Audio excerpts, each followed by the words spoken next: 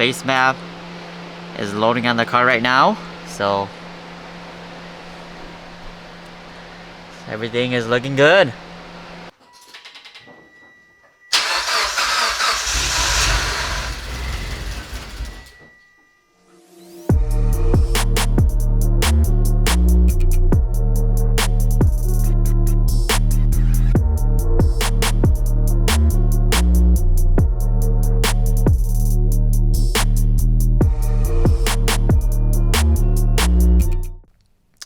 Alright guys, and this is the Speed Circuit XXL heat shield. So yeah, this is the last piece to the puzzle basically. Since I'm waiting on this, that's why I couldn't tighten down the turbo and everything. So once this thing go in, I should be able to tighten down the turbo, get all the oil lines, the oil feed, oil return situated, and yeah, hopefully it clears the wastegate and everything. So let's go ahead and put this thing on. Alright, so the turbo is out. I only removed one of the wastegate on this side. I think that should give it enough room for the heat shield to go in. So this is the moment of truth. Alrighty, so looks like the top of the heat shield, it's hitting this harness line right here. So what I'm gonna do is cut these zip tie off and push it back a little, and we'll see if that will clear the heat shield. So yeah, so far seems like it would fit, but yeah, let's go ahead and do that. And just look at that, the heat shield is in.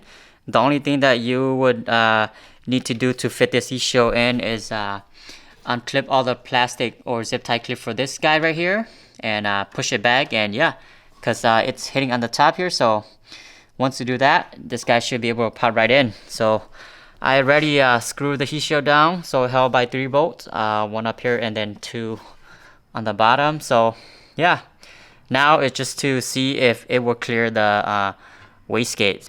And just look at that, the Speed Circuit XXL heat shield, it does clear the wastegate. So yeah, it's a little bit tight back here, but the wastegate doesn't make contact with the heat shield at all, so that is a good thing, guys. And yeah, this guy is gonna save me a lot of trouble for sure. So I am going to hook up the wastegate to the boost controller.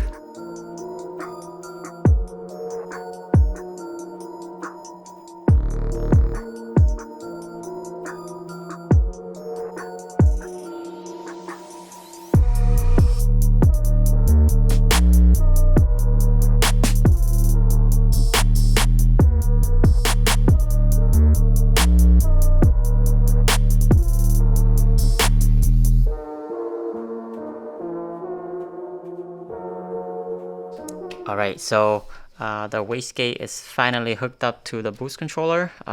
There is a different way that you can hook these up, but you just need to consult with your tuner. So my tuner, he preferred me to hook it up this way, and I think it's pretty simple too. So I will run you guys down on how these are hooked up. So basically, each wastegate has 2 side port, and you're gonna need both of them. So both of the side port is gonna go into a T connector on each of them. So on the top here, both of these go into this T connector here. As for the bottom, same thing, 2 of these go into a T connector, and then 2 of these line here will go into another T connector here, and then this one will go into port number 2. So I think this is how he want me to set it up, so I will have to double check with him. So what I'm gonna do next is tackle the oil feed and oil return line. Let's go ahead and do that. Alright guys, and these are the oil feed and oil return. So the oil return is going to be the bigger one, and oil feed is going to be the top one.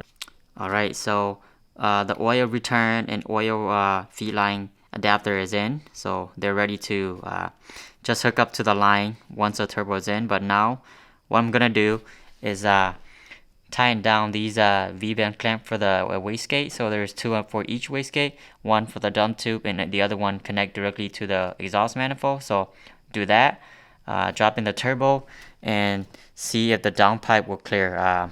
It's a little bit tight on this corner right here, so fingers crossed. And yeah, let's go ahead and do that.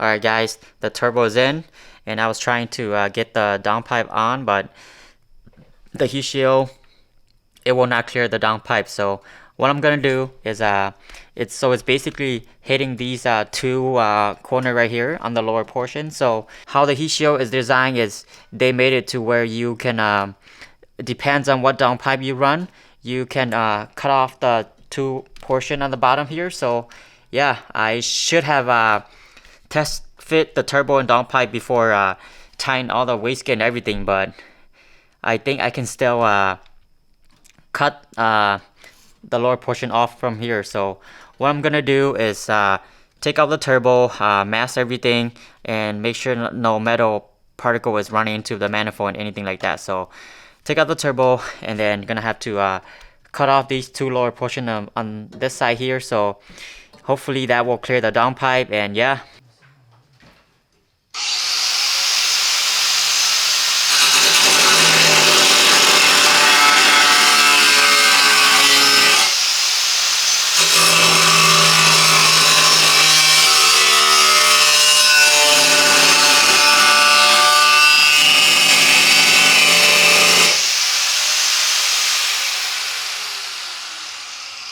Alright, so lesson learned. Don't try to cut this guy when it's mounted in there. So yeah. So what I'm gonna do is cut these lower portion off, and I think that should clear the downpipe. So let's go ahead and do that.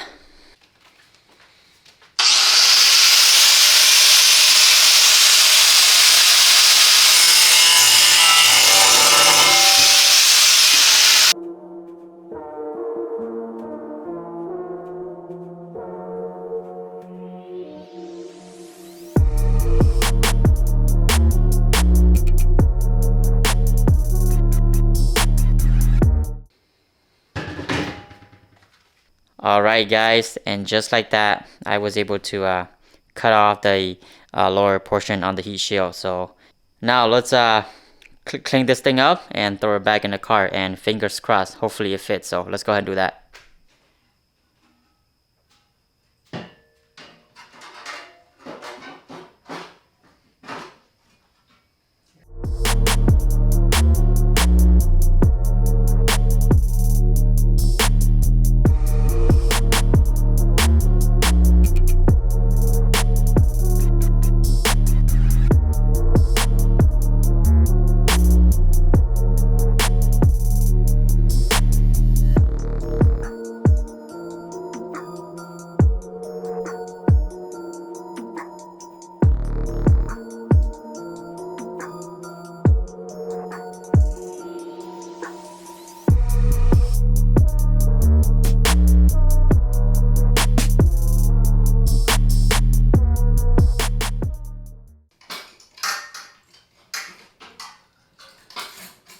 Alright guys, and got the turbo in, downpipe in, and the heat shield does clear everything now, so that is good. If I would have knew that I need to, you know, trim off those bottom portion on the heat shield right from the start, it would have been a lot quicker for sure, but trial and error. So if anyone that, you know, have the ETS T4 twin scroll turbo kit and you're looking to run a speed circuit XXL heat shield, you're gonna need to cut off the two lower portion on the bottom. So yeah, right now everything is looking good in here. I just need to work on tying down the turbo, the downpipe to the test pipe, and get the oil feed and oil return hookup, and this thing should be, we're like that close to finally starting this thing up, guys. So, and just look at that. It's kind of tight in here, but yeah, everything fits. So dump tube, screw in by a 10mm bolt. That is nice and tight. The downpipe is finally now connected to a test pipe, held down by 2 bolts. Got the gasket in. O2 sensor is also tightened down, so everything in here is looking good. Next is to do the oil feed, oil drain line. So, alright, so oil return and oil feed line is in. I'll show you guys on the side. So alright guys, so the oil return and oil feed line is connected. This is the oil return, so it is connecting from the turbo all the way on the top right here.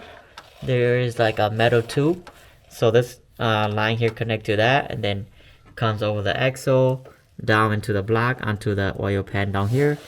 And the oil feed line is this guy right here, coming up from the block into the turbo. So yeah, they are nice and tight. Alright guys, so we got the oil feed and oil drain line nice and tight underneath. And on top here, I already tightened down the oil feed, so it'll be this guy right here. I still need to drill a hole for this bracket right here so it can hold this line nice and tight. The downpipe is nice and tight on there too. I finished screwing it down. And now I need to get the intake on, do the upper and cooler piping, get the bypass valve hooked up. And yeah, we are pretty much done on the front here, so let's go ahead and get to work. And would you look at that, guys, it is almost ready to do its first start. Still need a couple things. Still need to hook up the oil catch can line, so one from here and the other one from here. Do that.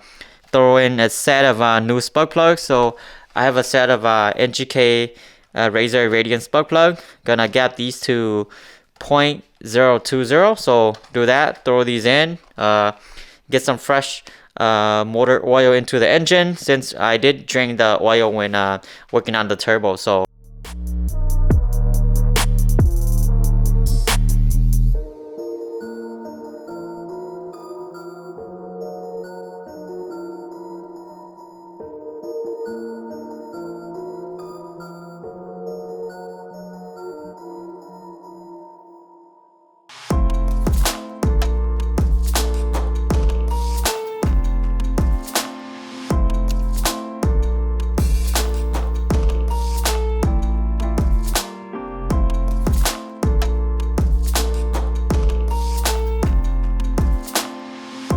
So the new spark plug is in, all tightened down. Now it's time to add some oil, load the base map, set the fuel pressure, and guys, we should be ready to start this thing up. Let's go ahead and do that.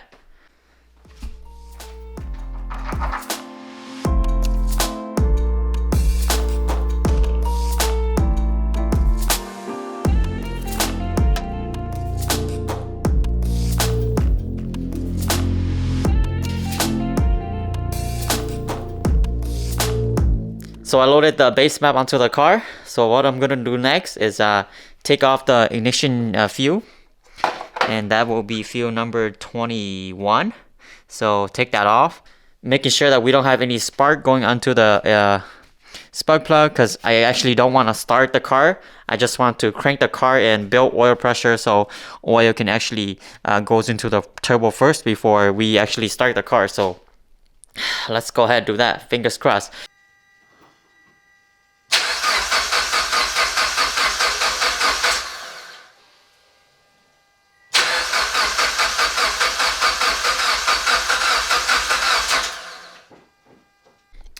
Alright guys, so I was cranking the car, and first thing I noticed is I do have some fuel leak. So a little bit leak from the fuel pressure regulator return line, and it's leaking from this fuel dampener right here. You guys can see it. Focus. Yeah, so I'm gonna tighten down those, and yeah, so far everything looks good, but except for these three. So it's leaking from here and also from the return line on the bottom there. So gonna tighten those clamp.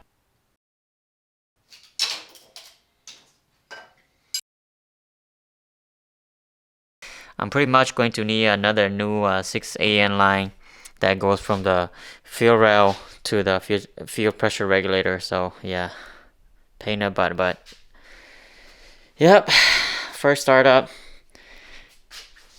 did not go to plan, guys.